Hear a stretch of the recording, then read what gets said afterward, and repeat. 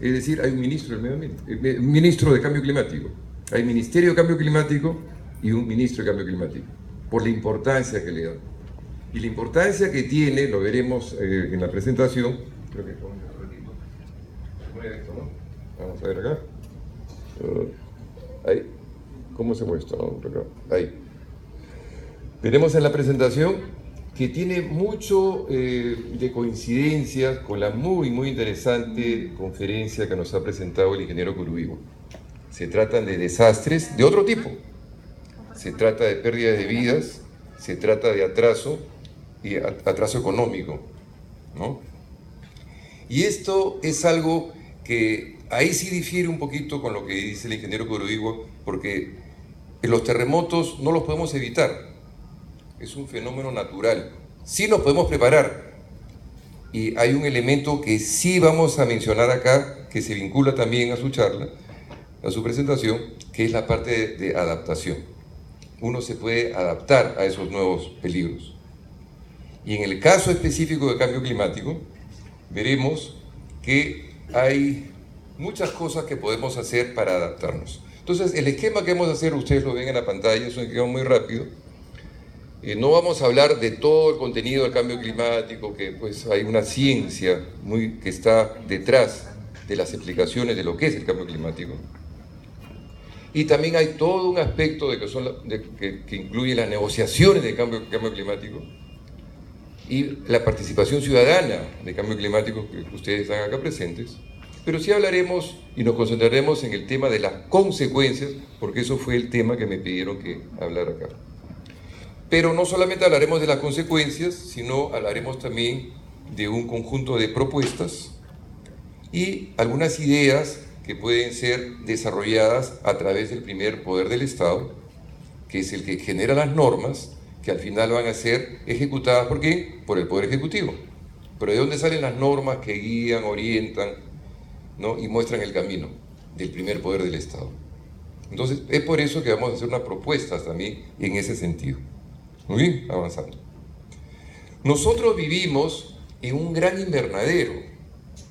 El planeta Tierra en realidad es un gran invernadero que está formado por un conjunto de gases que rodean al planeta Tierra y que permiten que entre el calor del Sol y se salga una pequeña cantidad y el resto se quede atrapada en ese espacio y nos provea de una temperatura que nos permita la vida de los seres humanos, de la flora y de la fauna.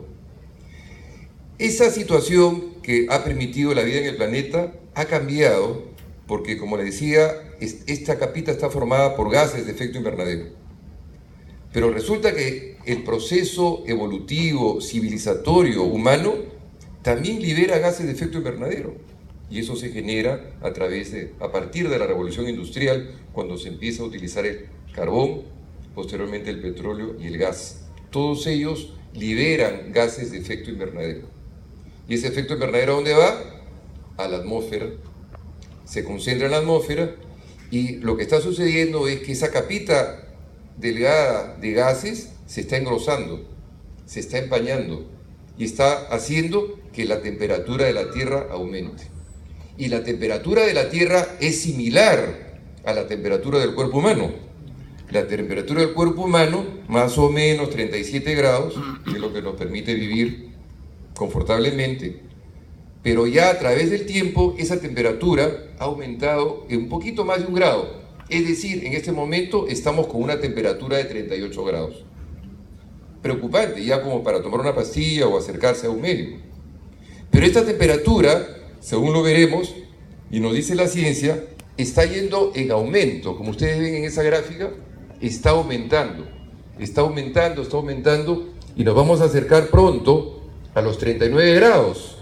Ya con 39 grados, bueno, ya tenemos una fiebre. Y seguiremos aumentando hasta los 40 grados. Muy peligroso. Pero no solamente peligroso el cuerpo humano y la salud, sino que esa temperatura empieza a crear las llamadas desglaciaciones. Como lo vimos ahí en la película, esas desglaciaciones pues se están ocurriendo, creando graves problemas. Lo dijo la vicepresidenta del Congreso, que el Nevado Pastor Uri ha ido desapareciendo porque los glaciares tropicales de nuestra región han ido desapareciendo, ¿no? Y esa desaparición se convierte en agua, se convierte en algunas lagunas que se forman en el camino, que pueden producir grandes desbordes, huaicos y otros problemas. Pero los glaciares tropicales también son un almacén del agua y regulan la temperatura. Y eso se está afectando con esta crecida de temperatura. Entonces estamos sufriendo un grave daño por este aumento de temperatura, ¿no? En la película vimos cómo se caían estas casas, como nos explicó el ingeniero, cuando se ubican en zonas de riesgo. Pero también en esta película se incluye, luego de ver todos los desastres naturales o causados por desastres climáticos causados por el calentamiento global, hemos visto que también hay causas. Y estas causas son justamente el tipo de conductas que desarrollamos o el tipo de actividades, ¿no? Actividades en nuestra vida normal, el tipo de vehículos. Ustedes han visto esa aglomeración tremenda de vehículos y los humos de los vehículos y los humos de las empresas y la deforestación. Todas esas son causas que liberan los gases de efecto invernadero y están haciendo pues que esta capa que nos rodea se haga más gruesa y aumente la temperatura del cuerpo terráqueo, ¿no? Así como la del cuerpo humano. Eso es lo que está sucediendo. Entonces hay unas causas, como ven ahí, ¿no?, que son las que aumentan la temperatura y es la que tenemos que tratar de ver, de solucionar, cambiar. Sí se pueden hacer algunos cambios y es lo que nosotros creemos y lo que hemos venido siguiendo desde el año 98, cómo en algunos países han ido tomando estos cambios y cómo acá también debemos hacerlo. No como una moda ambiental que viene y va, sino como una necesidad. Centrándonos un poquito al tema de la conferencia, que son las consecuencias. Las consecuencias del cambio climático se ven en tres dimensiones o en tres niveles. Se ve en una dimensión económica, se ve en una dimensión social y se ve en una dimensión ambiental. En la dimensión económica son todos aquellos daños que causan a la economía nacional. Acá estamos en la parte económica. Daños en la agricultura, daños en la pesca, daños en el turismo, daños en la infraestructura, porque cuando hay un desastre climático, vemos pues, lo estamos viendo en la carretera central, en otros lugares, inclusive lo ven ahí en la película, que hay una primera parte donde ven una grande desborde de ríos, y hay el caso que acá en la ciudad de Lima, en el este, se llevó el puente Huaycoloro. Era tan grande el río que se llevó, o sea, una destrucción de infraestructura y destrucciones de pistas, carreteras y qué sé yo, ¿no? Entonces eso se ve en la parte económica.